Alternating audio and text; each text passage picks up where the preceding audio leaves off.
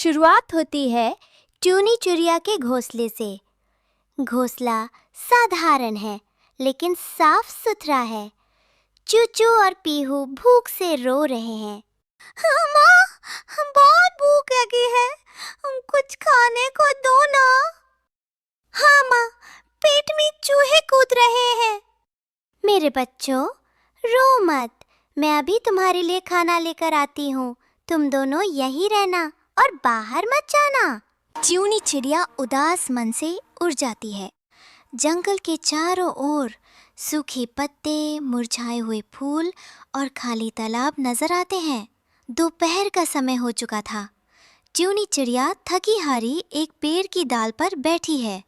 उसे कहीं भी दाना या फल नहीं मिलता।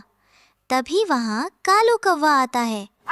क्यों री ट्यूनी, क्या हुआ? आज कुछ मिला नहीं क्या? तेरे बच्चे तो भूख से बिलख रहे होंगे। कालू भैया, तुम तो जानते ही हो जंगल में कितना सूखा पड़ा है, कहीं भी एक दाना तक नहीं है। मेरे पास तो खाने का भंडार है, मैंने पहले से ही सब जमा कर लिया था, लेकिन मैं किसी को एक दाना भी नहीं दूंगा, खासकर तुम्हें तो बिल्कुल नहीं। कालू कौवा अपनी चोंच में दबा एक फल दिखाकर ट्यूनी को चिढ़ाता है और उड़ जाता है। ट्यूनी की आंखों में आंसू आ जाते हैं। ट्यूनी निराश होकर उड़ती हुई एक पुराने मंदिर के पास पहुंचती है। वहां उसे एक पेड़ के नीचे एक साधु बाबा ध्यान में बैठे दिखाई देते हैं। साधु बाबा के पास जाके हाथ जोड़कर, प्रणाम साधु बाबा।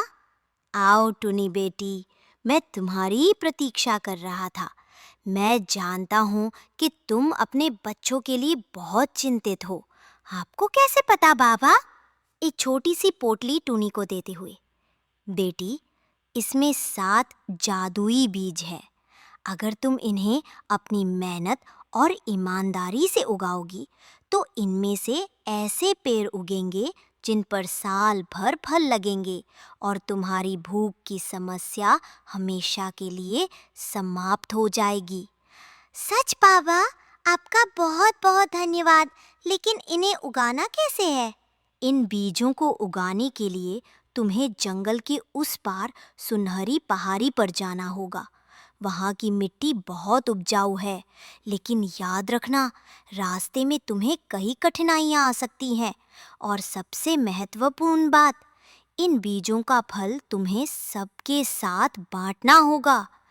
साधु बाबा को वचन देती है और खुशी खुशी पोटली लेकर उड़ जाती है। टूनी चिड़िया सुनहरी पहाड़ी की ओर उड़ रही है। रास्ते में उसे कालू कौवा देख लेता है। मन ही मन, ये टूनी इतनी खुश होकर कहाँ जा रही है? जरूर कोई राज है, मुझे इसका पीछा करना होगा। टूनी पहाड़ी पर पहुंचती है और अपनी चोंच से छोटी छोटी क्यारियां बनाकर बीज बोने लगती है। वो पास के एक छोटे से झरने से अपनी चोंच में पानी भरकर लाती है और बीजों को सींचती है। कालू कौवा छिपकर ये सब देख रहा होता है। अगली सुबह टूनी जब पहाड़ी पर पहुंचती है तो देखती है कि जहां उसने बीज बोए थे वहां छोटे छोटे पौधे उगाए हैं। वो खुशी से झूम उठती है।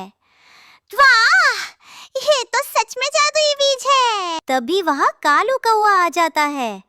तो ये राज है, ये जादुई बीज। अब ये पहाड़ी और ये पौधे मेरे हैं। नहीं कालू भैया, ऐसा मत करो। ये बीज मुझे साधु बाबा ने दिए हैं और कहा है कि इसका फल सबको मिलेगा। हंसते, साधु बादू को मैं नहीं मानता। अगर तुम्हें ये पौधे चाहिए तो मुझसे मुकाबला करना होगा।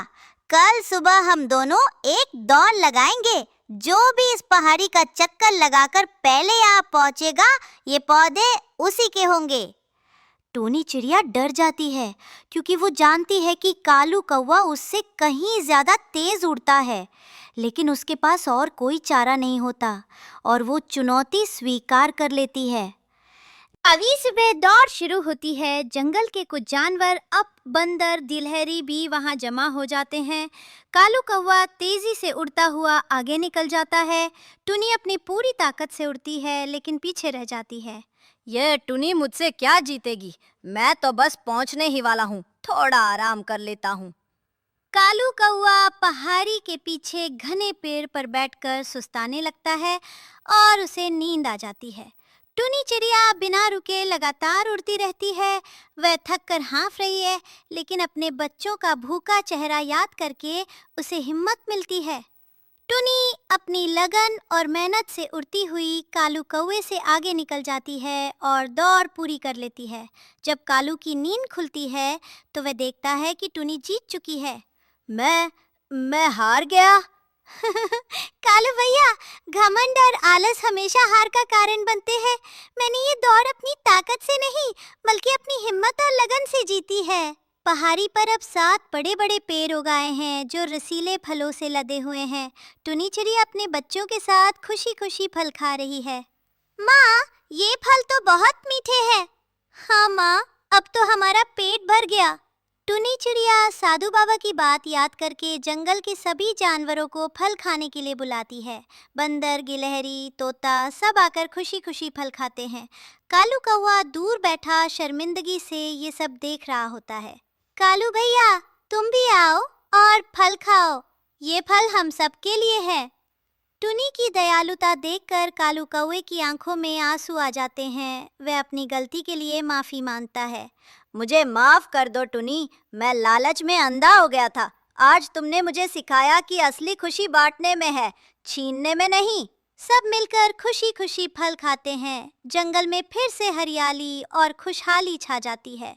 नैतिक शिक्षा, मेहनत और ईमानदारी का फल हमेशा मीठा होता है और असली खुशी दूसरों के साथ बांटने में ही है।